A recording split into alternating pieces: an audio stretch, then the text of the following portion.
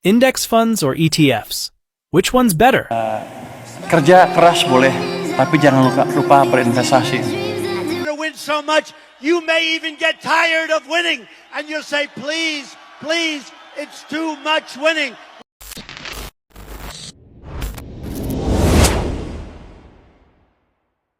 Assalamualaikum warahmatullahi wabarakatuh.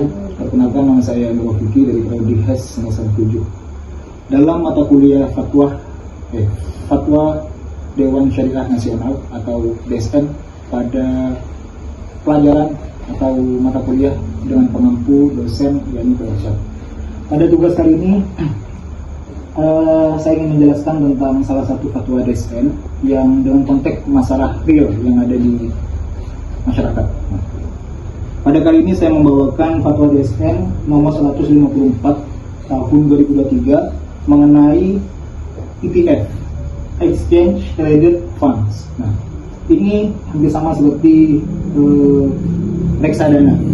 Reksadana yakni suatu investasi yang mana investasi tersebut orang-orang itu mengumpulkan kepada satu orang yang memanajemen reksadana itu, kemudian investasikan dicari dengan suatu lahan saham yang pas, yang cocok. Nah, sehingga dalam konteks reksadana ini orang-orang tuh hanya mengumpulkan uang aja tanpa harus memikir tentang perkembangan dari investasi tersebut, kayak gitu.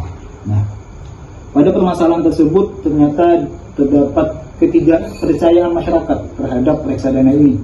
Nah, kemudian ditekankan karena juga sistem pemasaran yang sangat kuat terkait syariah, yakni syariah sangat lekat dengan kepercayaan masyarakat, yang mana dalam syariah menawarkan banyak hal, yakni transparansi dan juga akad di dalam syariah tersebut. Nah, kemudian melihat masalah real tersebut, DSN MUI, Majelis Ulama Indonesia, mengeluarkan suatu fatwa dalam DSN-nya. Nah, yang berbunyi, saya ringkas saja di sub pertama, yakni tentang ketentuan umum. Di poin 4 berbunyi, reksadana adalah wadah yang dipergunakan oleh manajer investasi atau MI untuk menghimpun dana dari investor untuk diinvestasikan dalam portofolio efek dan portofolio investasi kolektif dan atau instrumen keuangan lainnya. Nah, di sini ditekankan oleh MUI bahwasanya reksadana itu menghimpun dana yang telah dikumpulkan oleh masyarakat sebanyaknya, yang kemudian oleh MUI itu yang mana oleh suatu lembaga yang menampung reksadana itu dialokasikan kepada suatu badan atau badan di investasinya tersebut.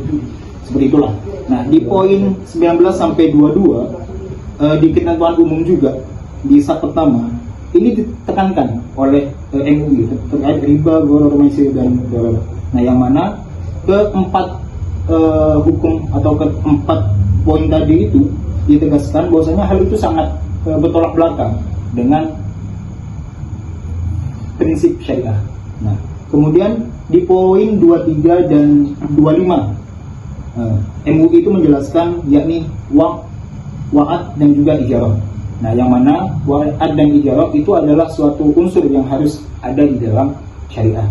Nah, di sub kedua di ketentuan hukum, nah MUI itu menambahkan bahwasanya kegiatan penawaran dan transaksi ETF syariah boleh dilakukan dengan mengikuti ketentuan dan batasan yang terdapat dalam fatwa ini.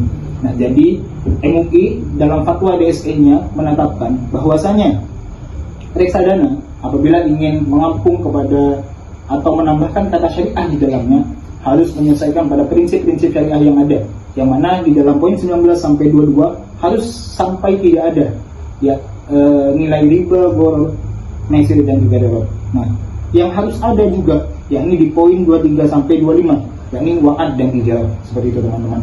Jadi adanya fatwa DSN ini membantu masyarakat juga menjelaskan dan menguak hukum yang jelas juga bahwasanya ketika reksadana, suatu badan reksadana ini ingin menghimpun dan atau mengambil kata syariah di dalamnya harus sesuai dengan prinsip-prinsip syariah yang ada. Terima kasih, saya Ainur Fikri dari Hukum Ekonomi Syariah semester 7. Sekian dan terima kasih.